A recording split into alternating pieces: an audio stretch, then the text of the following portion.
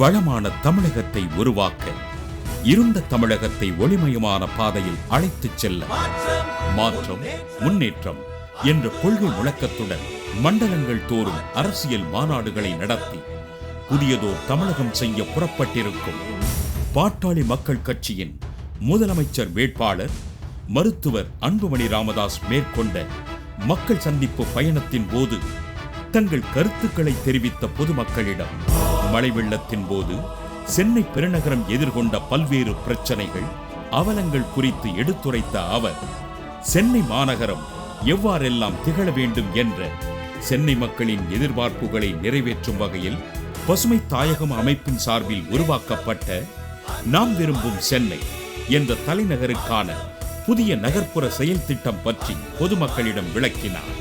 அடுத்த கட்டமாக தமிழக மக்களின் வாழ்வுரிமையை பாதுகாத்திட பிப்ரவரி 27 சென்னை வண்டலூரில் நடந்த மாபெரும் மாநில அரசியல் மாநாட்டில் கண்ணியமான அரசியல், ஒரு சொட்டு மது, ஒரு பைசா ஊழல் இல்லாத ஆட்சியை உருவாக்க சூளுரைத்து தமிழகம் எதிர்கொண்டிருக்கும் அடிப்படை பிரச்சனைகளான சுகாதாரம், மது, தொழில் மற்றும் வேலைவாய்ப்பு, வேளாண்மை, ஊழல், கல்வி போன்றவற்றில் நிலவும் பிரச்சனைகள் குறித்தும் அதற்கான தீர்வுகள் பற்றியும் விளக்கினார்.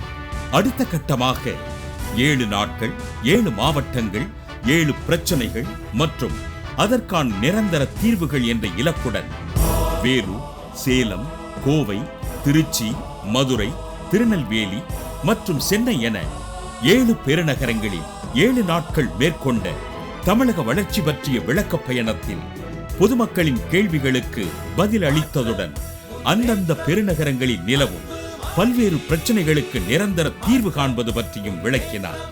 இந்த தொடர் பயணத்தில் ஒரு கட்டமாக உங்கள் ஊர் உங்கள் அன்புமணியின் மக்கள் சந்திப்பு பயணம் கடந்த மார்ச் 28 தொடங்கியது. 12 நாட்கள் 32 மாவட்டங்கள் என்ற மாபெரும் இலக்குடன் மேற்கொண்ட இந்த சந்திப்பு பயணம் இன்று திருவள்ளூரில் நிறைவு பெற இருக்கிறது.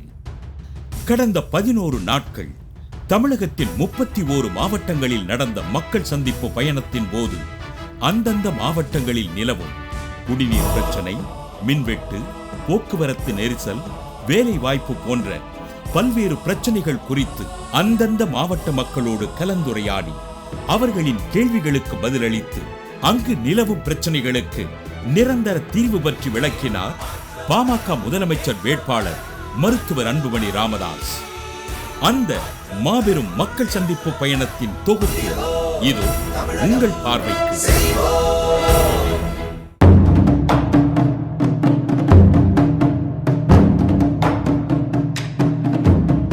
அன்புமணியாகிய நான்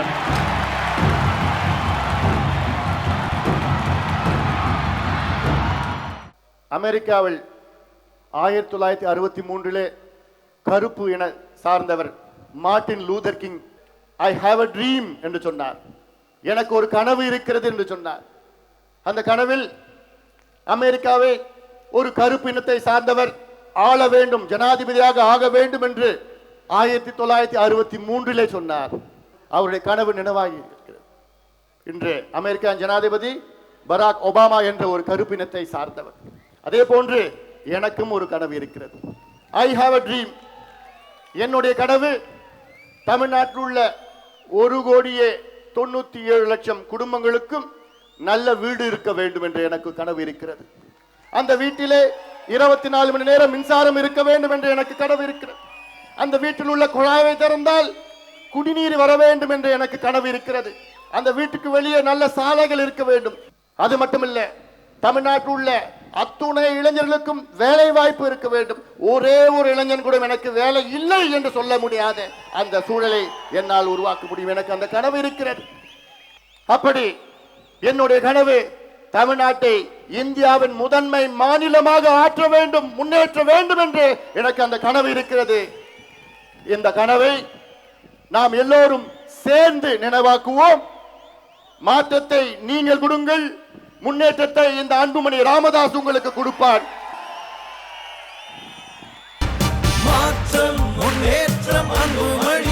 மாற்றத்தை விரும்பும் மக்களை நோக்கி தமிழக வளர்ச்சி பற்றி விளக்க பயணம். 7 நாட்கள் 7 மாவட்டங்கள் ஏழு பிரச்சனைகள், தீர்வுகள் என பொதுமக்கள் நேரடியாய் பங்கு கொண்டு கேட்கும் துறை சார்ந்த கேள்விகளுக்கு விடை அளிக்கிறார் மருத்துவர் அன்புமணி ராமதாஸ். மாற்றம், முன்னேற்றம், அன்புமணி. இந்தியாவில் 21 பெரிய மாநிலங்கள். இந்த 21 பெரிய மாநிலங்களில் இன்றைய தமிழ்நாட்டினுடைய நிலை 20வது இடத்தில் இருக்கிறது. தமிழ்நாட்டுக்கு பிறகு வருகிற மாநிலம் ஜார்க்கண்ட். நினைத்து பாருங்கள், ஒரு காலத்திலே பெஸ்ட் அட்மினிஸ்ட்ரேட் ஸ்டேட், இன்னைக்கு வேர்ஸ்ட் அட்மினிஸ்ட்ரேட் ஸ்டேட். காரணம், இங்க இருக்கின்ற இந்த 2 ஆட்சியாளர்களும் தான். அவர்களுக்கு திட்டம் என்றால் என்னன்னு தெரியாது, தொலைநோக்கி பார்வை தெரியாது, தொலைநோக்கு திட்டங்கள் தெரியாது, லாங் டேர்ம் விஷன் அப்படி என்னன்னு உங்களுக்கு தெரியாது. அவர்களுடைய லாங் டேர்ம் விஷன் அடுத்த தேர்தல் வரைக்கும், அடுத்த 5 ஆண்டு காலத்தில் என்ன செய்யலாம், அடுத்த தேர்தலுக்கு என்ன திட்டங்கள் கொண்டு வரலாம், அடுத்த தேர்தலுக்குள் மக்களை எப்படி ஏமாற்றலாம் என்று அவருடைய குறுகிய திட்டம். ஆக இதையெல்லாம் நாம் மாற்ற வேண்டும். நாம் என்று சொல்கின்றேன். நாம் என்றால் அது என்னால் மட்டும் முடியாது, உங்களாலும் என்னாலும் நாம் இருவரும் சேர்ந்து இதை மாற்றுவோம். இது நம்ம ஒவ்வொருவருடைய கடமையாகும். இன்றைக்கு தமிழ்நாட்டில் ஒரு மாற்றம் என்ற வார்த்தைக்கு அர்த்தமுள்ள ஒரு இளைஞனாக காட்சி அளிக்கிறீர்கள். மிக்க மகிழ்ச்சி. இன்னைக்கு இளைஞர்களின் எழுச்சி நாயகனாக கூட இருக்கிறீர்கள். மிக்க மகிழ்ச்சியாக நான் சொல்ல கடமைப்பட்டு இருக்கிறேன். நான் ஒரு கோயம்பேடு வணிக வளாகத்திலிருந்து ஒரு வியாபாரியாக வந்து உள்ளேன் தங்களிடம். எங்களுடைய வணிக வளாகத்தில் நிறைய குறைபாடுகள் இருக்கிறது. அண்ணனை நேரில் வரவழைக்க வேண்டும். 2 மணி நேரம் எங்களுக்காக எங்களுடன் ஒத்துழைக்க வேண்டும் என்று கேட்டுக்கொள்கிறேன். உங்கள் கட்சி பிரமுகர்கள்ட்ட நாங்கள் கேட்டு கொண்டு இருக்கிறோம். அது ஒரு புறம் இருக்க, எங்களுடைய வணிக வளாகத்தில் 25,000 வியாபாரிகள் இருக்கிறோம். 40,000 கூலித்தொழிலாளர்கள் இருக்கிறார்கள். ஒரு 60,000 வியாபாரிகள் வந்து செய்கிறார்கள், பொதுமக்கள் வந்து செல்கிறார்கள். இன்றைய நிலைப்பாடு என்ன என்றால், வணிக வளாகத்தில் ஒரு சின்ன ஒரு விபத்து நடந்தால் கூட அருகில் உள்ள ஒரு மருத்துவ வசதியே கிடையாதுங்க ஐயா. 2வது, நீங்கள் மருத்துவத்துறையில் நிறைய சாதனைகள் பண்ணி இருக்கிறீங்க. அதை நான் கண்கூடாகவும் பார்த்திருக்கிறேன், செய்தி வாயிலாகவும் கேட்டிருக்கிறது. மிக்க மகிழ்ச்சி அடைகிறேன். எங்கள் மருத்துவமனை இந்த வணிக வளாகத்தில் 24 மணி நேரம் இயங்கக்கூடிய ஒரு மருத்துவமனை. ஏன்னா ஒரு கூலித்தொழிலாளர் தடுமாறி விழுந்தால் கூட காலில் அடிப்பட்டால் தலையில் ஸ்கேன் எடுக்க சொல்கிற மருத்துவமனைகள் நாங்கள் அருகில் வைத்திருக்கிறோம். மிக சிரமமாக உள்ளது. ஒரு வியாபாரிக்கு ஒரு ஆபத்தினால் கூட எங்களால் உடனடி செய்ய முடியவில்லை என்று ஒரு ஆதங்கத்தில் சொல்கிறேன். 2வது, எங்கள் வணிக வளாகத்தில் இருக்கிற கழிவுப் பொருட்களை இயற்கை உரங்களாக உருவாக்கி 2-3 மாவட்ட விவசாயிகளுக்கு குறைந்த விலையில் கொடுக்கலாம். அது நம்ம நுகர்வோர்களுக்கு ஒரு நல்ல உணவுகளை நான் வியாபாரி என்கின்ற முறையில் நான் விற்க ஆசைப்படுகிறேன் என்பது உங்கள் மூலமாக அது நிறைவேற வேண்டும் என்பது என்னுடைய ஆதங்கம். இவ்வளோ பேர் நீங்கள் சொல்கிறீங்க, 25,000 வியாபாரிகள், 40,000 தொழிலாளர்கள் அங்கே பணியாற்றுகின்ற நேரத்திலே உறுதியாக அங்கே கோயம்பேட்டிலே மருத்துவமனை மட்டும் கிடையாது, அடிப்படை வசதிகளும் உங்களுக்கு அத்துணை வசதிகளும் உறுதியாக நான் ஏற்பாடு செய்வேன். ஏரிகளை கிணறாக்கினால் எவ்வளவு மழை பெஞ்சாலும் நீர் தேங்க செய்யும். அந்த நீரை மேல் நீரை மேலாக வரட்டும், அடி நீரை பம்பு செய்து எத்தனை 10 வருஷத்துக்கு கூட நம்ம உபயோகிக்கலாம். காமராஜ் ஆட்சி காலத்தை பார்த்தால், நான் காமராஜ் 54 ஆட்சி அமைக்கும் போது எனக்கு 12 வயசு. எங்கள் அப்பா வந்து கிணறு எடுக்கிறார். அவருக்கு 500 ரூபாய் பணம் லோன் கொடுக்குறாரு. அதில் 10% இனமாக கொடுக்குறாரு. அந்த 500 ரூபாய் இன்னைக்கு 5 லட்சத்துக்கு மேலே. அதை காமராஜ் செய்திருக்காரு. காமராஜ் சாதனைங்க நிறைய இருக்கு. அதை அவர் கருப்பு தங்கம் காமராஜர். நீங்க வெள்ளையா இருக்கீங்க. காமராஜர் உங்களை வாழ்த்துற. காமராஜர் மாதிரி ஆட்சியை அமைச்சு இந்த நாட்டு மக்களை காப்பாற்ற வேண்டும் கேட்டுக்கொண்டு வணக்கம். நன்றி. இதற்கு இருக்கின்ற நிபுணர்கள், எக்ஸ்பர்ட்ஸ், அவருடன் ஆலோசனை செய்து அது கிணறாக்குவதா அல்லது ஆழ்துளை கிணறுகள் போர் போட்டு அதுக்கு தண்ணீர், அது ரெயின் வாட்டர் ஹார்வெஸ்டிங் தான், அப்படி தான் அதில் செய்கிறதா இல்லாட்டி பக்கத்தில் சுற்றி இருக்க செய்கிறதான்னு சொல்லிட்டு அதில் நிச்சயமாக அது ஒரு கன்சிடரேஷன் இருக்கும். மாற்றம், முன்னேற்றம், அன்புமணி. மாற்றம், முன்னேற்றம், அன்புமணி. என் பேர் வாசுதேவன். நான் ஒரு 45-50 வருஷமாக அரசியல் தலைவர்களுடைய பேச்சுக்கள்லாம் கவனிச்சுட்டு தான் வரேன். ஆனால் இது வரைக்கும் இந்த காமராஜருக்கு பின்னாடி யாருடைய பேச்சும் எனக்கு மனசில் தொட்டதில்லை. அதனால் இது வரைக்கும் நான் எந்த அரசியல் கட்சி மீட்டிங்க்கும் போனதில்லை. இது வரைக்கும் ஒரு 6 மாதத்துக்கு முன்னாடி உங்களுடைய பேச்சை கேட்டேன். கோயம்புத்தூர் மீட்டிங் பேச்சை கேட்டேன். அன்றைக்கி திடீர்னு படுத்துக்கிட்டதும் எழுந்துச்சி உட்காந்த என்னுள்ள ஒரு பெரிய ஒரு ஆர்வம். ஏன்னாக்க நான் என்ன நினச்சேனோ அதை நீங்கள் செய்யறதுக்கு ரெடியாக இருந்திருக்கீங்க. இந்த அன்பளிப்பு இனாம் கொடுக்குறத எல்லாத்தையும் ஒழிக்கணும், நாட்டுக்கு நல்ல திட்டங்களை உருவாக்கணும் அப்படிங்கிறது நான் என்னென்னலாம் உண்மையில் நினச்சனோ அதையெல்லாம் நீ செய்யறதுக்கு நீங்கள் தயாராக இருந்ததுனால உங்களை பார்த்து விட ஒரு பூரிப்பு எனக்கு வந்துருச்சு. யாரோ ஒரு இளைஞர் வந்து விட்டார், அந்த அன்புமணி தான் அடுத்த தலைவர் அப்படிங்கிற மனசில் எனக்கு வேறு ஒன்றுச்சுங்க. உண்மையிலே காமராஜுக்கு பின்னாடி என் மனசில் உங்களுக்கு ஒரு இடம் கொடுத்துருக்கேன். உண்மையிலே வருங்கால முதல்வர் அன்புமணி வாழ்க என வாழ்த்தி உடைக்கிறேன். ரொம்ப ரொம்ப நன்றி. என்ன காமராஜ் அந்த அளவுக்குலாம் நீங்கள் நினைக்க வேண்டாம். காமராஜ் எங்கேயோ இருக்கிறாரு, அவர்கிட்ட நம்ம கிட்ட கூட போக முடியாது. அவர் மிகப்பெரிய தலைவர். அவர் நான் வந்து உங்களில் ஒருவன், சாதாரணமாக நான். என்ன நோக்கம், காமராஜுடைய கனவை நாம் நினைவாக்குவோம். பணம் இருந்தால் மட்டும் போதாது, பகுத்தறிவு வேண்டும். பகுத்தறிவு இருந்தால் மட்டும் போதாது, உயர்கல்வி வேண்டும். உயர்கல்வி வேண்டும் என்றால் மாற்றம், முன்னேற்றம். அன்புமணி ராமதாஸ் ஐயா அவர்கள் ஆட்சி அமைக்க வேண்டும். Just I want to know sir that you have said, கடந்த கால ஆட்சியில் பார்த்தோம் நாங்கள் கல்வி இலவசம் 10-12ஆம் வகுப்பு மாணவர்கள் படிக்கிறார்கள். ஆனால் உயர்கல்வி செல்வதற்கு போதுமான பண வசதி அரசாங்கத்தால் எந்த சலுகையும் இல்லை. நேஷ்னல் ஸ்கூல் ஹெல்த் ப்ரோக்ராம் ஒன்று தொடங்கினப்போ, அதில் ஸ்கூல் ஹெல்த் ப்ரோக்ராம் என்னென்னா, இந்தியாவில் உள்ள அத்துணை பிள்ளைகளும், பள்ளிக்கூடத்தில் உள்ள பிள்ளைகள் எல்லாமே ஸ்க்ரீன் பண்ணணும்.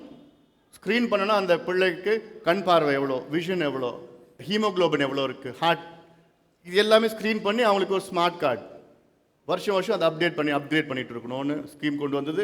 அதுக்கப்புறம் எனக்கு பின்னாடி வந்தவங்க அதை சரியாக நடத்தலை, அந்த ப்ரோக்ராம் நடத்தலை. தமிழ்நாடுக்கு நான் அது கொண்டு வர போகிறேன். ஒன்று, அது பிள்ளைங்களுக்கு மட்டும் கிடையாது, அனைத்து தரப்பு மக்கள், பொதுமக்களுக்கு ப்ரிவென்டிவாக அவங்களுக்கு ஸ்க்ரீன் பண்ணி இன்வெஸ்டிகேட் பண்ணி அவங்களுக்கு ஏதாவது இருக்கா, பிரச்சனை இருக்கான்னு முன்கூட்டியே தெரிஞ்சுக்கிட்டு, ஏன்னா பிரச்சனை வந்ததுக்கு அப்புறம் தான் ஹாஸ்பிட்டல் போகிறாங்க. ஸோ வரத்துக்கு முன்பு அதை பாதுகாக்கணும், அதை செய்யணும். அதை நிச்சயமாக அது செய்யணும். அது மாற்றம் முன்னேற்றம் அன்புமணி. ஜெயங்கொண்டம் தொகுதியில எங்களுக்கு ஒரு ஆர்ட்ஸ் காலேஜ் வேணுங்க ஐயா. ஏன்னா நாங்களாம் நான் வந்து அரியலூர் மாவட்டத்தில் பிறந்தன வந்து நான் அரியலூர்ல போய் நான் படிக்க முடியாது. அது போல வேலை வாய்ப்பு எடுக்கணுங்கன்னா எம்ப்ளாய்மெண்ட் ஆஃபீஸ் மூலமா எடுக்கணும்.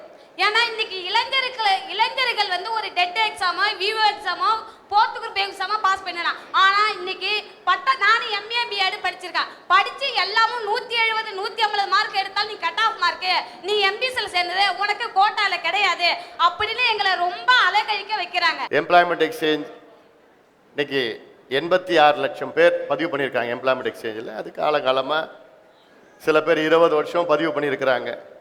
இன்றைக்கி இன்னொன்று பார்த்தா எம்ப்ளாய்மெண்ட் எக்ஸ்சேஞ்ச் இருக்குல்லம்மா, எம்ப்ளாய்மெண்ட் எக்ஸ்சேஞ்சிலே 270 வேலைகள் காலியாக இருக்குது. இதில் எம்ப்ளாய்மெண்ட் எக்ஸ்சேஞ்சிலே காலியாக இருக்குது. அவங்க தான் நமக்கு வேலை போடுற மையம், அதிலே மையத்திலே காலியாக இருக்குது. அதனால் இதெல்லாம் மனதில் ஏற்றுக்கொள்கின்றேன். இந்த கருத்துக்களை நான் வைத்துக்கின்றேன். நல்ல ஒரு முடிவை பேசி கலந்து ஆலோசனை செய்து ஒரு முடிவெடுக்கும். வைகை பெரியார் அணை கட்டிய காலத்திலேருந்து இதுவரை தூர்வாரப்படவில்லை. விவசாயிகளுக்கு பாதிப்பு ஏற்படுது. நீங்கள் ஆட்சிக்கு வந்தால் நிறைவேற்றுவீர்களா? நிச்சயமாக நாங்கள் செய்யணும். ஏன்னா இந்த 2 கட்சிகளும் 50 ஆண்டுகள் ஆட்சி செய்து, வைகை பெரியார் அணை மட்டும் கிடையாது, இது போன்ற பல அணைகள், அதாவது இந்த அணைகள்லாம் எப்போ கட்டினது தான் காமராஜ் காலத்துக்கு, அவர் காமராஜரும் அதுக்கு முந்தைய காலத்தில் தான் கட்டின அணைகள், வெள்ளைக்காரன் கட்டினது தான். இவங்க ஆட்சியில் வந்து எந்த அணையும் கட்டினது கிடையாது. ஆனாலும் இந்த அணைகள் எல்லாம் அப்போது தூர்வாரினது தான், கட்டுற நேரத்தில். அப்போ அதுக்கப்புறம் தூர்வாரினது கிடையாது. ஒரு சில அணைகள்லாம் வெள்ளைக்காரங்காலத்தில் தூர்வாரினது. உறுதியாக அதை தூர்வாரப்படும். அதெல்லாமல் அங்கே தடுப்பணைகளாக கட்டப்படும். கடலில் நீரை கலக்காமல் பார்த்துக்கணும். கடலில் கலக்கிற உபரி நீரை எப்படியாவது இங்கேயே பயன்படுத்தி விவசாயத்திற்கு பயன்படுத்த நல்ல திட்டங்களை நிறைவேற்றிருக்கிறோம். வணக்கம் ஐயா. வணக்கம். நீங்கள் சொன்ன பாருங்க, 1 கோடி வாக்காளர்கள் எந்த கட்சியும் சாராமல் நடுநிலையில் இருக்காங்க, புதிய வாக்காளர்கள் இருக்காங்க. இவங்க போடுற ஓட்டு தான் வெற்றி தோல்வி வந்து தீர்மானிக்குதுன்னு சொன்னாங்க. அவங்க சார்பான கோரிக்கை நான் சொல்கிறது. நீங்கள் சொல்கிற போல் 50 வருஷமாக வந்து கோரிக்கை வைக்கிறாங்க. நான் இதை பண்ணுறேன் அதை பண்ணுறேன்னு சொல்கிறாங்க. ஆனால் இப்போ முன்னாள் முதல்வர்களுடைய சொத்து கணக்கெல்லாம் எடுத்து பார்த்தாங்கன்னு வச்சுக்கோங்க, இதுவரையும் உலகத்திலே நடக்காத ஊழல் வந்து நம்ம தமிழ்நாட்டில் நடக்குதுன்னு நீங்களே சொல்லிட்டேங்க. இப்போ நாங்கள் என்ன கேட்குறோம், நீங்களும் அதே போல் நான் அதை செய்கிறேன் இதை செய்கிறேன்னு சொல்கிறேங்க. நாளைக்கு நீங்கள் பதவிக்கு வந்துட்ட பிறகு உங்கள் மனசை மாறி நீங்களும் அந்த முதல்வர்கள் வழியில் போக மாட்டாங்கன்றது என்ன நிச்சயம்?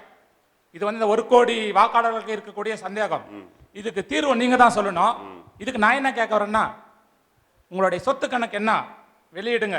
5 வருஷம் நீங்கள் முதல்வர் அமைச்சு முடித்து வெளியே போக்க வரலையும் புதுசாக ஒரு சொத்து கூட வாங்க மாட்டேன்ட்டு நீங்கள் வந்து மக்களுக்கு வந்து ஒரு உறுதி கொடுங்க. இதை வந்து ஒரு கருணாநிதி கிட்ட நாங்கள் கேட்க முடியாது, ஜெயலலிதா கிட்ட கேட்க முடியாது, ஆனால் அன்புமணி கிட்ட கேட்க முடியும். என்ன காரணம், மாற்றத்துக்கு ஒரு நம்பிக்கையை வந்து நீங்கள் உருவாக்கி கொடுத்துருக்குறங்க. நல்ல கருத்துக்களை நீங்கள் சொன்னீர்கள், நன்றி. உங்கள் கருத்துக்களுக்கு நன்றி. நீங்கள் சொல்லியிருக்கீங்க, இப்போ சொத்து வருஷம் வருஷம் முதலமைச்சரும் அமைச்சரோட சொத்து வந்து வெளியில் விடணும்னு சொல்லிட்டு எங்களுடைய தேர்தல் அறிக்கையை வந்து கடந்த ஆண்டு செப்டம்பர் மாதம் வரைவு தேர்தல் அறிக்கையை நான் வெளியிட்டிருக்கோம். அந்த காப்பி உங்களுக்கு நான் கொடுக்குறேன். நான் அந்த காப்பியில் நிர்வாகத்தில் பார்த்தீங்கன்னா முதல் வரியில் என்ன இருக்குன்னா, வருஷம் வருஷம் முதலமைச்சருடைய சொத்தும் அமைச்சருடைய சொத்தும் ஜனவரி 1ஆம் தேதி வந்து வெளியில் விடுவோம், ஆன்லைனில் வெளியில் விடுவோம்னு எங்களுடைய தேர்தல் அறிக்கையில் 6 மாதத்துக்கு முன்பே நாங்கள் வெளியிட்டிருக்கோம். நீங்கள் கேட்டீங்க, நீங்கள் செய்வீங்கன்னு என்ன நிச்சயம், நம்பிக்கை. எந்த நம்பிக்கையில் 50 வருஷம் நீங்கள் வாய்ப்பு கொடுத்தீங்க? 5 வருஷமோ 10 வருஷமோ கொடுக்கல, 50 வருஷம் வாய்ப்பு கொடுத்து திருப்பி வாய்ப்பு கொடுத்துட்டு இருக்கீங்க. எந்த நம்பிக்கையில் நீங்க கொடுத்தீங்க? ஒரு முறை மாத்தி கொடுத்து பாருங்க. நான் கேட்கறது 5 வருஷம் கேட்கறேன், அதுக்கு மேல வேண்டாம். 5 வருஷம் ஒரு வாய்ப்பு கொடுத்து பாருங்க, பார்த்தா தானே தெரியும் உங்களுக்கு. இப்போ எனக்கு ஒரு வாய்ப்பு 35 வயசுல ஒரு அமைச்சர் பதவி எனக்கு வாய்ப்பு கிடைச்சது. அந்த வாய்ப்பை நான் பயன்படுத்திட்டு இன்னைக்கு இந்தியாவில் 108 ஆம்புலன்ஸ் திட்டம் இந்தியாவில் நான் கொண்டு வந்திருக்கிறேன். 60 வருஷமா இருந்த போலியோ இந்தியாவில் ஒரு கேஸ் கிடையாது. ஏன்? என்னுடைய உழைப்பு, என்னுடைய திட்டங்கள், சட்டங்கள் கொண்டு வந்து அதுக்கு ஜனாதிபதி எனக்கு பாராட்டு பண்ணார். போலியோ ஒழிச்சதுக்கு பாராட்டு. HIV/AIDS 50 விழுக்காடு இந்தியாவில் குறைக்கப்பட்டிருக்கிறது. இதெல்லாம் என்னன்னு சொல்லிட்டே போகலாம். ஏன்னா எனக்கு வாய்ப்பு கிடைச்சது, நான் செஞ்சிருக்கிறேன், இந்தியாவுக்கு செஞ்சிருக்கிறேன். தமிழ்நாடுக்கு நீங்க எனக்கு வாய்ப்பு கொடுத்தீங்கன்னா தமிழ்நாடுக்கு நிச்சயமா நல்லா செய்ய, இதை விட அதிகமா என்னால் செய்ய முடியும்.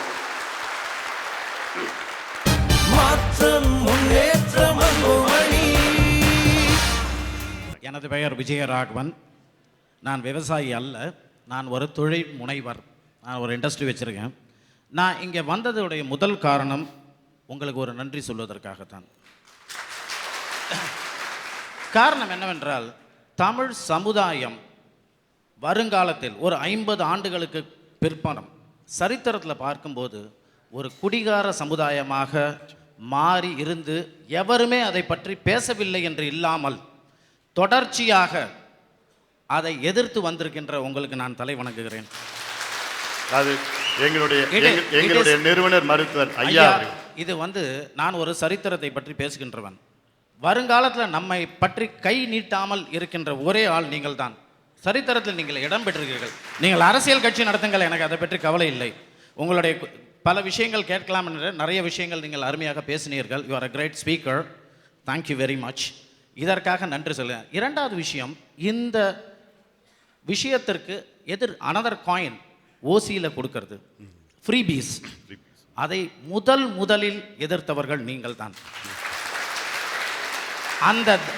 அந்த தைரியம் வேற எந்த அரசியல் கட்சிக்கும் இல்லை. அதையும் நான் பாராட்டுகிறேன். இந்த இரண்டும், அதாவது இப்போ நான் ஒரு சின்ன ஒரு விஷயம் சொல்கிறேன். நம்மளுடைய எதிரி நாடு என்று சொல்லப்படுகின்ற பாகிஸ்தானுடைய மொத்த மிலிட்டரி ஸ்பெண்டிங் 38,000 கோடி ரூபாய். தமிழக அரசு நமக்கு காமிக்கின்ற டாஸ்மார்க் வருமானம் 29,000 கோடி ரூபாய். நன்றாக கவனிங்கள். டாஸ்மார்க் என்கின்ற ஒரு கம்பெனி இருக்கிறதே பல பேருக்கு தெரியாது. ஆனால் இவ்வளவு பணத்தை நம் தமிழக சமுதாயத்திலிருந்து அரசாங்கம் உறிஞ்சுகிறது. எவ்வளவு பெரிய பணம் அது! நம்மளுடைய தமிழக ஒவ்வொரு சிறு சிறு விவசாயிகள்டேருந்து அதை உறிஞ்சுறாங்க. திருப்பி அவங்க கொடுக்கறது அவ்வளோ இல்லை. அதற்காக உங்களை நான் மிகவும் பாராட்டுகிறேன். Very thank you very much. இரண்டாவது, நான் ஒரு இண்டஸ்ட்ரி வச்சுருக்கேன். நீங்கள் கோயம்புத்தூரில் நடத்த என்னால் வர முடியலை. நிறைய இண்டஸ்ட்ரிகள் மூடப்பட்டதுனால மின்சார தேவை குறைந்து இன்று வீடுகளில் மின்சாரம் கிடைக்கிறது. அது எல்லாருக்கும் தெரிஞ்சிருக்கும். திருச்சியில் திருவரம்பூர் பகுதியில் கிட்டத்தட்ட 1.5 லட்சம் பேருக்கு வேலை போய்விட்டது, எங்களை சேர்த்து தான் சொல்லுகிறேன். அதனால தான் மின்சாரம் இப்போது நிறையா இருக்கிற மாதிரி எல்லாருக்கும் தெரிகிறது. இது ஒரு என்ன சொல்கிறதுனா, ஒரு போலியான உற்பத்தி என்கிற மாதிரி தான் நான் நினைக்கிறேன். ஒரு இண்டஸ்ட்ரியல் சைடில் இல்லாததுனால தான் உங்கள் இப்போ நீங்கள் எல்லார் வீடுகளிலும் மின்சாரப்படுறதுக்கு காரணம் தமிழகத்தில் எங்குமே தொழில் இல்லை. மூடிட்டாங்க. எல்லா சென்னையில் இப்போ வெள்ளத்துக்கு அப்புறமும் நிறைய மூடி போய்விட்டது. கோயம்புத்தூர்ல நான் பேசினேன். மிக்க நன்றி ஐயா. மாற்றம் முன்னேற்றம் அன்புமணி, மாற்றம் முன்னேற்றம் அன்புமணி. பாலில் வந்து பேக்கிங்கில் குளறுபடி இருக்குதுங்க. தரமற்ற பால் வந்து விநியோகம் பண்ணிகிட்டு இருக்கிறாங்க. இதுக்கு வந்து என்ன செய்ய போகிறீங்க? இப்போ ப்ரெசண்ட்டாக நியூஸில் ஓடிட்டு இருக்குது. அத்தனை டாஸ்மாக் கடைகளையும் லைப்ரரியாக மாற்றுறதுக்கு ஆன முயற்சியை செய்ய முடியுமா? இது ஒரு ஆப்ளிகேஷன். அதாவது நான் டாஸ்மாக் கடைகள்லாம் லைப்ரரியாக மாற்ற மாட்டேன். ஏன்னா அந்த இடம் சரியில்லாத இடம் அது. ஆனால் டாஸ்மாக் கடைகளை விட அதிக லைப்ரரி உங்களுக்கு நான் கட்டி கொடுப்பேன். குடிகாரங்கெல்லாம் உங்களை வந்து கிண்டல் அடிச்சாவா? யார் பாஸ், நீங்க எவ்வளோ பேர் கேள்வி கேட்டீங்க, அந்த ஒரு கேள்வியில என்னை மடக்கிட்டார் அவர். குடிகாரெல்லாம் என்னை கிண்டல் அடிச்சா என்ன செய்வேன் அதுன்னு கஷ்டமான கேள்வி தான் பண்ணி கேட்டிருக்கேன் எனக்கு. குடிகாரங்கள்லாம் என்னை கிண்டல் அடிச்சா அவங்க கையை பிடிச்சி நான் நிச்சயமா கேட்பேன், தயவு செய்து குடிக்காதீங்க. எவ்வளோ கிண்டல் அடித்தாலும் அதை நான் ஏற்றுக்கொள்வேன். ஏன்னா அது என்னுடைய கடமை. அவங்கள மாற்றணும், திருத்தணும், என்னுடைய கடமை அது. என் பெயர் ரமணன். நான் வந்து மைக்ரோபயாலஜி ப்ரொஃபஸர். நீங்கள் பண்ணுற ஒவ்வொரு இதுவும் ரொம்ப அழகாக பண்ணுறீங்க. Just wanted to appreciate you in person. நன்றி.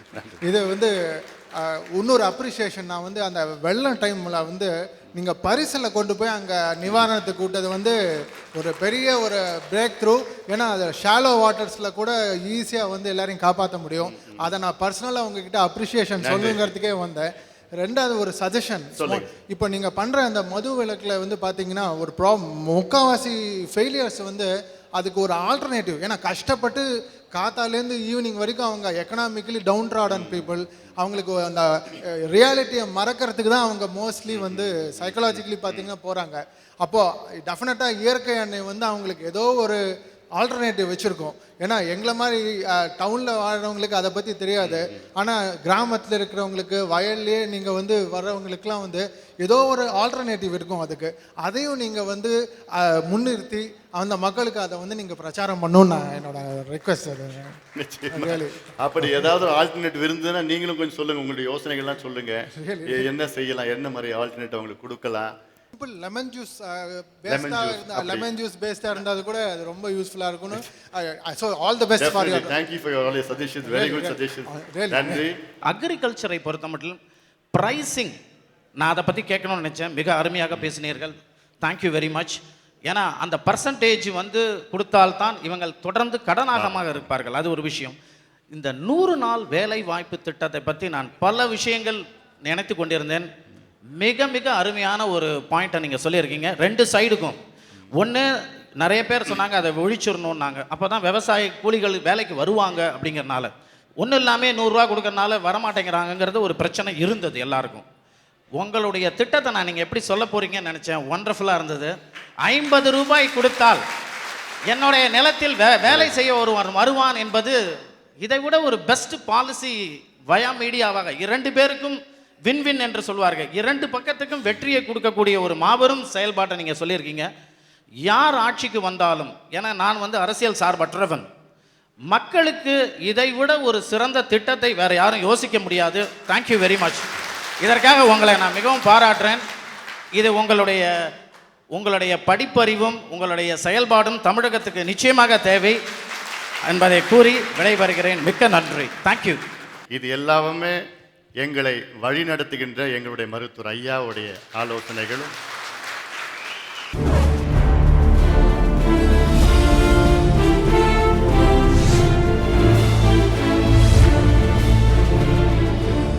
எங்கள் ஊர் திண்டுக்கல்லில் அதிகப்படியான இளைஞர்கள் படித்து முடித்து அடியாட்களாக போகக்கூடிய வேதனையான நிலை வந்து இங்க நிகழ்ந்துகிட்டு இருக்கு.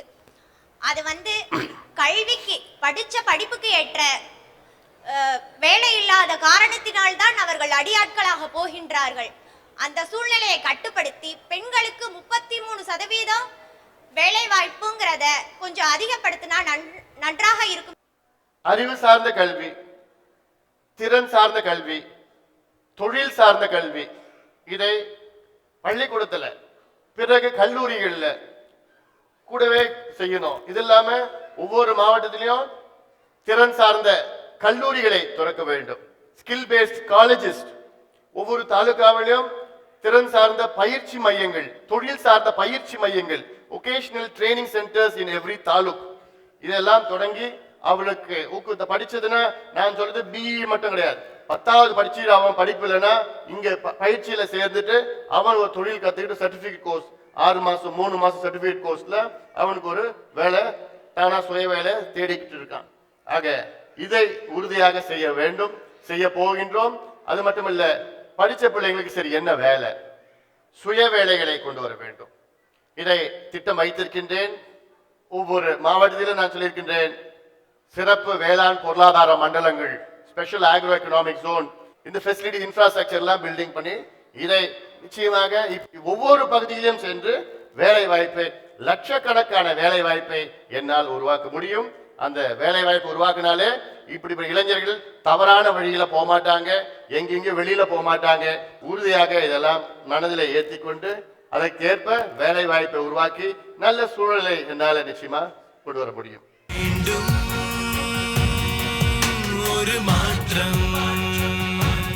இந்தியாவின் எதிர்காலம் வந்து இளைஞர்களில் தான் இருக்குன்னு டாக்டர் ஏபிஜே அப்துல் கலாம் சொன்னார்.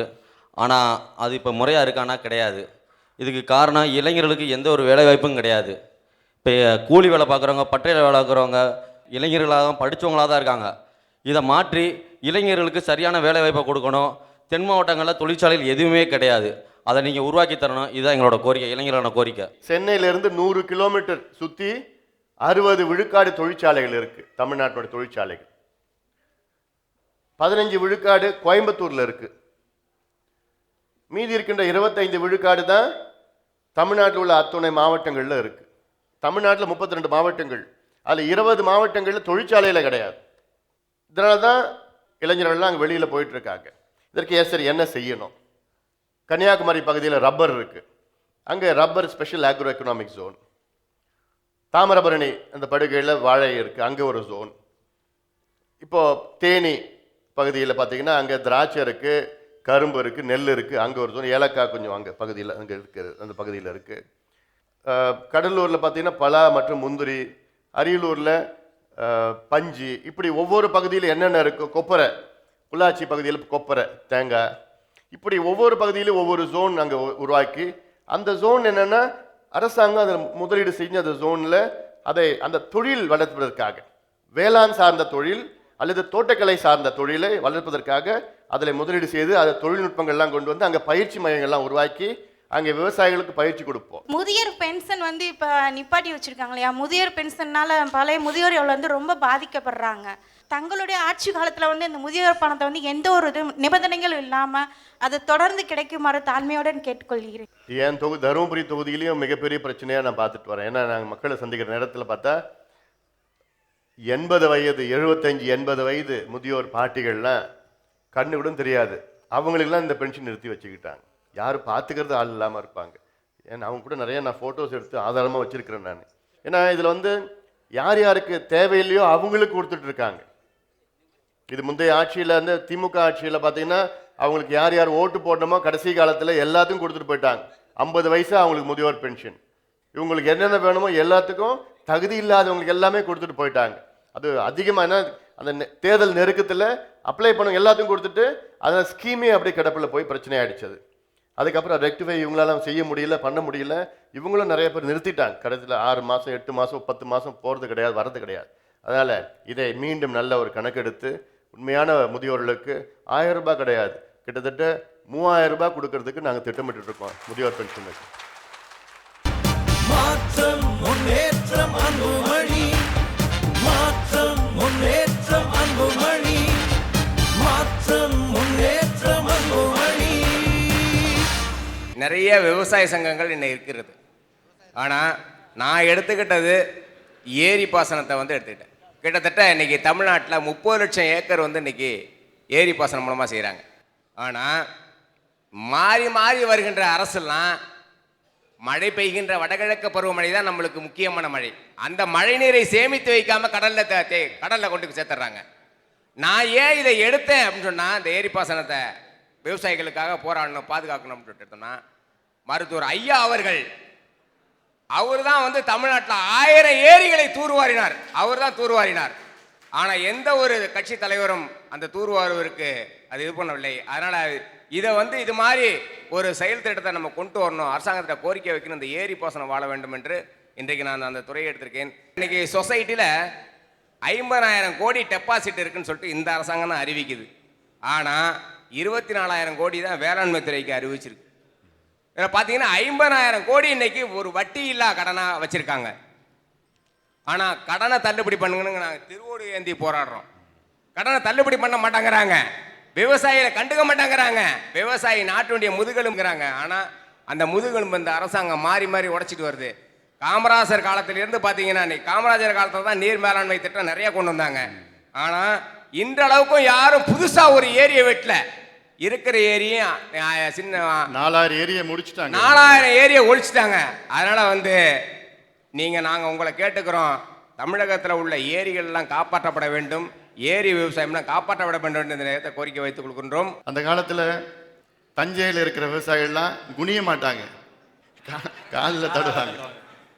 அப்போ ஒரு காலம் போய் இன்னைக்கு காவாயில் கிடையாது, தண்ணி கிடையாது, தூர்ந்து போயிட்டு இவ்வளோ மோசமான சூழல்.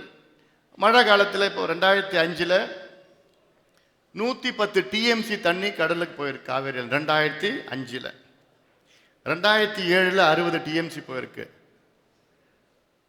காவிரி நடுவர் மன்றோட தீர்ப்பில் தமிழ்நாட்டுக்கு மொத்தம் 2006 தமிழ்நாட்டுக்கு 192. தமிழ்நாட்டு உள்ளே இருந்துலாம் வருது, அது வேற, மொத்தத்தில் வருது அது. ஆனால் அதுலேருந்து அவங்க கர்நாடகாவிலேருந்து கொடுக்கறது நமக்கு கொடுக்கணும். இவ்வளோ நமக்கு பிச்சை எடுத்துகிட்டு இருக்கோம், சண்டை போட்டுட்டு இருக்கோம். இங்கே இருக்கிற தண்ணியெல்லாம் நம்ம கடலில் போயிட்டு இருக்கு. வந்து பிக்கெஸ்ட் கிரைம், மிகப்பெரிய ஒரு குற்றம் அது.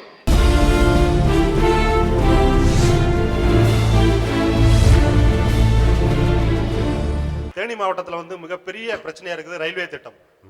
1927ஆம் ஆண்டு ஆங்கிலேயர் காலத்தில் போடப்பட்ட திண்டுக்கல் சபரிமலை ரயில்வே திட்டம் வந்து இன்னைக்கு சர்வே கூட பண்ண முடியாத ஒரு சூழல் இருக்கு.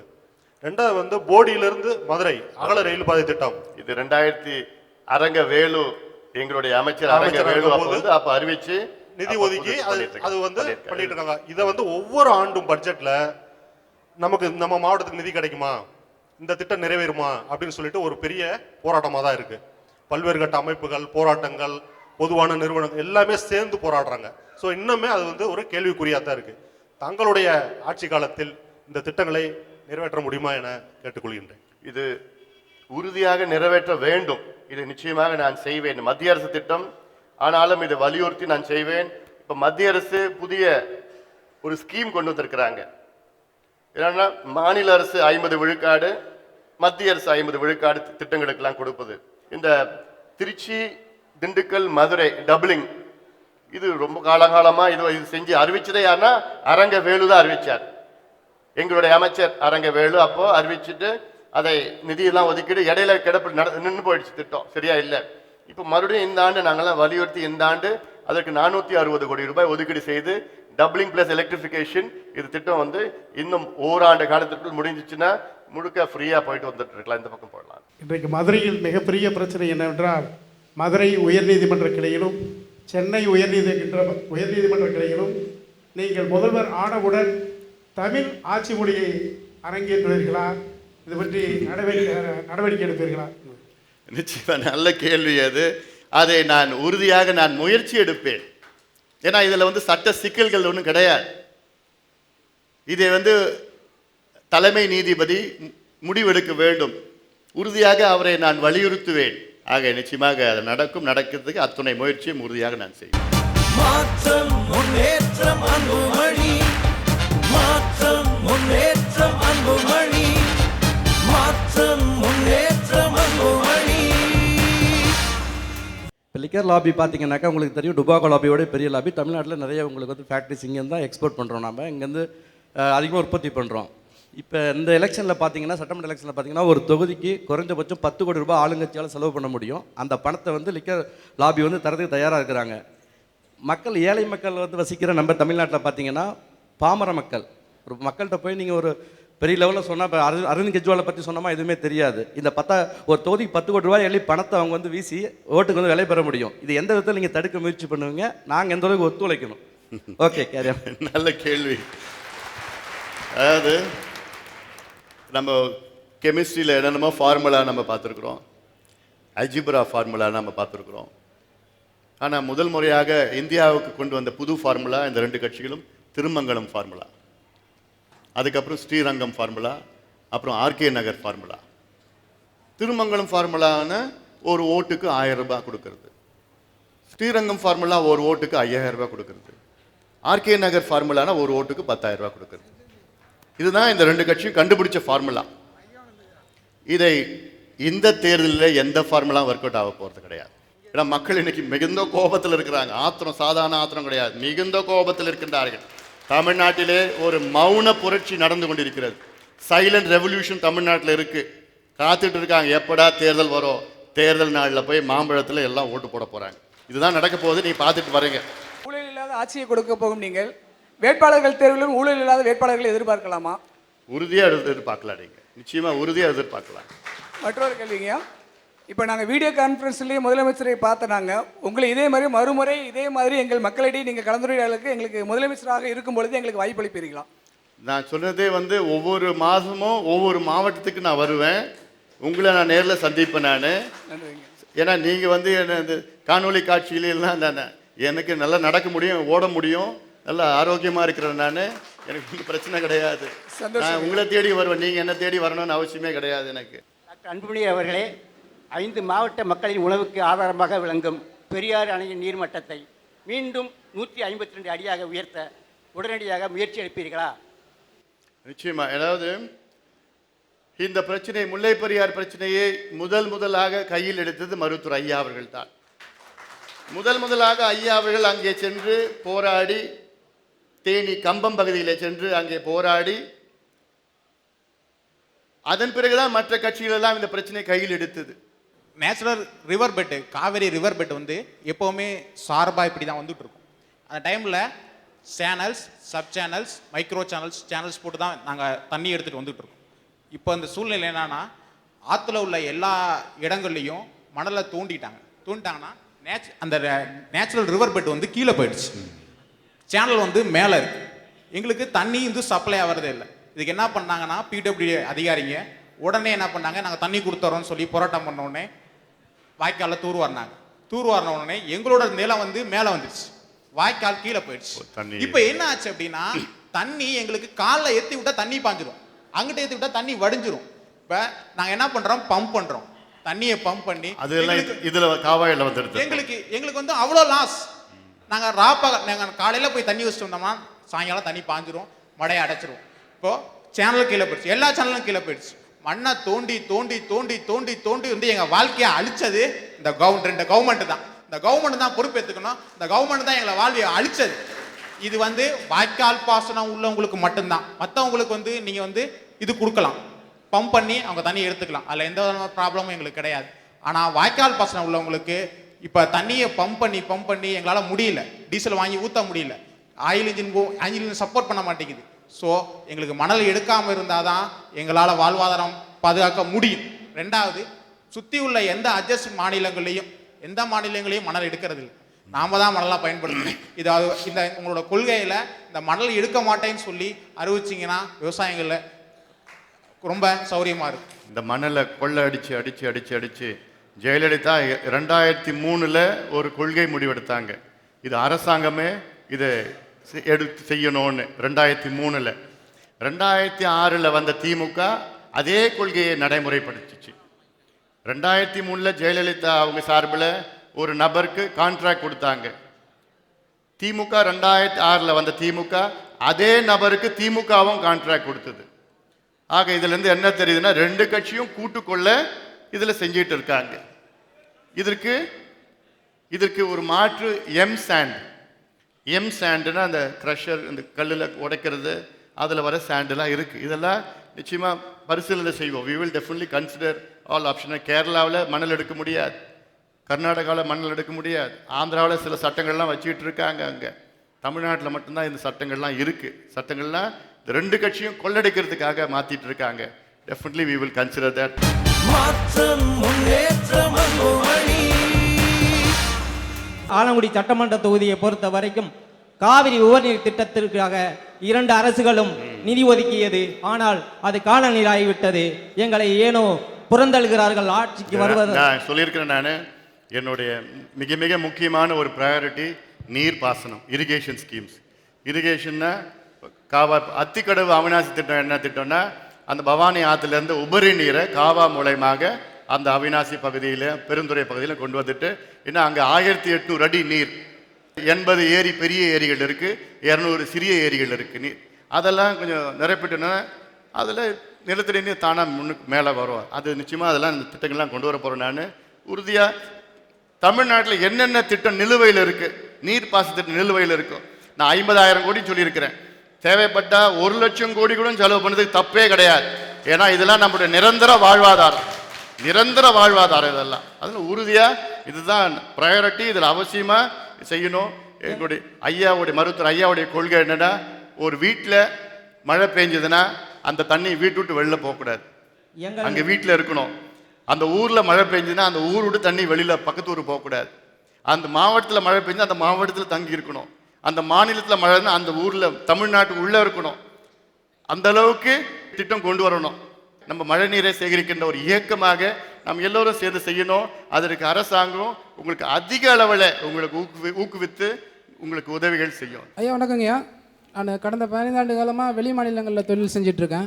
அப்போ நான் வந்து 2005 முதல்ல உங்களை நான் வந்து நியூஸ் பேப்பரில் தான் பார்த்தேன். எனக்கு அப்போ தெரியாது நீங்கள் தமிழ்காரங்க அப்படின்ற மாதிரி தெரியாது. அங்கேருந்து வந்து இன்ட்ரடியூஸ் பண்ணாங்க, இவர் வந்து தமிழ்காரர் அப்படின்னு சொல்லிட்டு. அப்படிங்களா அப்படின்னு சொல்லிட்டு உங்களுடைய பெருமை இந்தியா முழுக்க ரொம்ப அருமையாக பேசுகிறாங்க. இந்த புகையிலை ஒழிப்பு, மது ஒழிப்பு, இந்த திரைத்துறையில் எச்சரிக்கை படம் வந்ததெல்லாம் இந்தியா முழுக்க ஃபேமஸாக பண்ணுறாங்க. இப்படிப்பட்ட ஒரு தலைவர் எங்கள் மாநிலத்தில் இருந்தால் நாங்கள் தான் சிஎம் ஆக்கிடுப்போம், தமிழ்காரங்க என்னென்னு தெரியல இந்த மாதிரி பண்ணுறீங்க அப்படின்னு சொல்லிட்டு எனக்கு ரொம்ப ஆதங்கமாக இருக்குதுங்கய்யா. இப்போ சமீபத்தில் நான் திருவண்ணாமலையிலேருந்து வரும்போது மூங்கில் திருப்பட்டு பக்கமாக வந்துட்டு ஒரு 45 வயசு இருக்கு ஒரு அம்மா அழுதுட்டு வந்தாங்க. என்னம்மா அழுவுறீங்க அப்படின்னு சொல்லி கேட்டேன். நான் தாலி அறுத்து 1 மாதம் தான் ஆச்சு, என் பொண்ணு தாலி அறுத்துட்டா, மது குடிச்சு என் மருமக இறந்துட்டான்னு சொன்னேன்.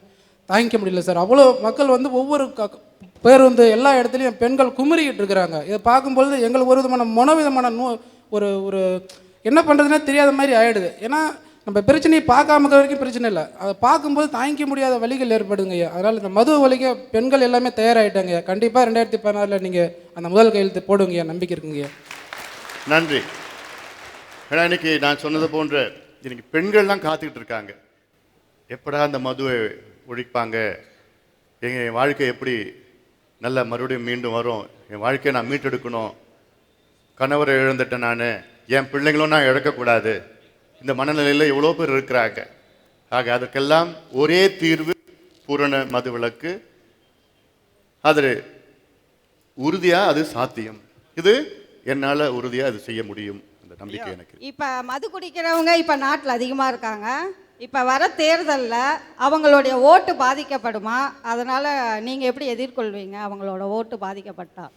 நிச்சயமாக பாதிக்கப்படாது. ஏன்னா ஒரு குடும்பத்தில் ஒருத்தர் குடிக்கிறாருன்னா அந்த ஒட்டுமொத்த குடும்பமே நமக்கு தான் ஓட்டு போடுவாங்க. ஏன்னா அன்புமணி ஓட்டு போட்டால் அன்புமணி அந்த மதுவை ஒழிப்பார், அப்போது அந்த வீட்டில் இருக்கிற அந்த குடிக்கிறவர் நிறுத்திடுவார், குடிக்கிறத நிறுத்திடுவார். இது ஓட்டுக்காகவோ அல்லது தேர்தலுக்காக அரசியலுக்காக இது நாங்கள் செய்யலை. உணர்வுபூர்வமாக இது வந்து இந்த பிரச்சனையை தீர்க்கணும்னு தான் செஞ்சுட்டு வர. கேளுங்க. முதலமைச்சராகி வந்தால் மது ஒழிச்சிருவோம் அப்படின்னு சொல்லியிருக்கீங்க. டாஸ்மாக் கடையை 100% நீங்கள் ஒழிச்சிருவீங்கன்னு எங்களுக்கு நம்பிக்கை இருக்குது. இப்போது ரெவென்யூ டெபிசிட் வந்து டாஸ்மாக் மூலியமாக 25,000 கோடி இருக்குதுன்னு சொல்கிறீங்க. இப்போ நீங்கள் வந்து கரப்ஷன், இன்எஃபிஷியன்சி அதெல்லாம் ஒழிக்கிறது மூலியமாக அது சரி கட்ட முடியும்னு சொல்கிறீங்க. அது கண்டிப்பாக ஏற்புடையதாக இருக்கிறது. இன் அடிஷன் டு தட் இப்போ வந்து இருக்கிற டாஸ்மாக் எல்லாத்தையுமே இப்போ இன்னொரு ஃபீல்டு பார்த்தீங்கன்னா ஆயிரக்கணக்கான ரெவென்யூ இருக்கிறது வந்து மெடிசன்ஸ். இப்போ மெடிக்கல் ஸ்டோர் எல்லாத்துலேயுமே ஒரு 30% மார்ஜின் இருக்குது. அரசு மலிவு விலையில் ஒரு 15% மார்ஜினில் இருக்கிற எல்லா டாஸ்மாக் ஸ்டோர்ஸையுமே மெடிக்கல் ஸ்டோர்ஸாக கன்வெர்ட் பண்ணால் டாஸ்மாக் எம்ப்ளாயீஸ்க்கும் வந்து வேலை கிடைக்கும், அவங்க லாஜிஸ்டிக்ஸு அது எல்லாத்துக்குமே வந்து கிடைக்கும். இது வந்து ஒர்த்வைலாக இருக்குமா? இதில் வந்து அரசுக்கு ரெவென்யூ கிடைக்க வாய்ப்பு இருக்குங்களா? நல்ல யோசனை, நன்றி. உங்கள் யோசனைகளுக்கு நன்றி. நல்ல யோசனைகள், அதை பரிசீலனை எடுத்துக்கொள்வோம். அவர் சொல்கிற 7000 மதுக்கடைகள் இருக்கிறது, அதை அத்தனையும் மருந்தகங்களாக மாற்றி நல்ல மலிவு விலை தரமான மருந்துகளாக அங்கே மக்களுக்கு கொடுக்க வேண்டும். அந்த டாஸ்மார்க் ஊழியர்களுக்கும் அவர்களுக்கும் வேலை வந்தாக அவர்களுக்கும் ஒரு வேலை இருக்கும். நல்ல மிக சிறந்த யோசனை, நிச்சயமாக பரிசீலனை எடுத்துக்கொள்வோம். 4 மாதத்துக்கு முன்னாடி எனக்கு 2 கிட்னியும் போயிடுச்சு. இப்போ வந்து என்ன குடும்ப சூழ்நிலை என்னோட ஃபேமிலியிலேருந்து யாரும் கொடுக்க முடியாது எனக்கு. அந்த மாதிரி ஒரு மேட்சிங்கும் இல்லை. ஆனால் என்னுடைய நண்பர்கள் வந்து 2 பேர் வந்து இன்ட்ரெஸ்டடாக இருக்காங்க. ஆனால் இந்த சட்டங்கள் வந்து அதுக்கு அனுமதியை தரதில்லை. ஸோ எனக்கு டாக்டர் கெடுத்துருக்க கெடு வந்து இன்னும் 2 மாதத்துக்குள்ளே எனக்கு ஆப்ரேஷன் பண்ணணும். ஸோ என்னோடய வாழ்வு இன்னும் 2 மாதம் தான் இருக்கா, இல்லை அதுக்கு மேலே இருக்குமா அப்படின்றதெல்லாம் வந்து டெய்லி எனக்கு கஷ்டத்தை வந்து அனுபவிச்சுட்டு இருக்கேன். இப்போது இது வந்து ஒரு பொதுவான பிரச்சனையாக தான் கொண்டு வரேன். நான் டயாலிசிஸ் போகும்போது பார்த்தீங்கன்னாக்கா ஏகப்பட்ட பேர் ஏழை பணக்காரன் வித்தியாசம் இல்லாமல் எல்லாரும் வந்து அங்கே இருக்காங்க. ஸோ எத்தனையோ பேர் பாதிக்கப்பட்டிருக்காங்க. இது ஒரு மெயினான ப்ரையாரிட்டியாக கொண்டு வந்தா இந்த ஆர்கன்ஸ் நிறைய பேர் வந்து ஆரோக்கியமாக மாறுறதுக்கு உண்டான வாய்ப்புகள் வந்து அதிகமாக இருக்குது. அதனால் என்னுடைய தாழ்மையான வேண்டுகோள், இது ஒரு டாப் ப்ரையாரிட்டியாக எடுத்து இதுக்கு ஏதாவது நீங்கள் செய்யணுன்றது என்னோட வேண்டுகோள். நீங்கள் சொல்கிறது நியாயமான கோரிக்கை. இது மத்திய அரசு உடையது. இதை அதிகமாக செய்யணும். ஏன்னா இவ்வளோ பேருக்கு தேவைப்படுது, இவ்வளோ பேர் கொடுக்கறதுக்கு தயாராக இருக்கிறாங்க. ஆனால் தப்பு நடக்கூடாது. பணம் இல்லாமல் கமர்ஷியல் இல்லாமல் செய்யணும்னு அது செய்யணும். அதுக்கு தகுந்த மாதிரி நான் நிச்சயமாக at least Tamil Nadu I will try to maintain it. மாற்றம் முன்னேற்றம்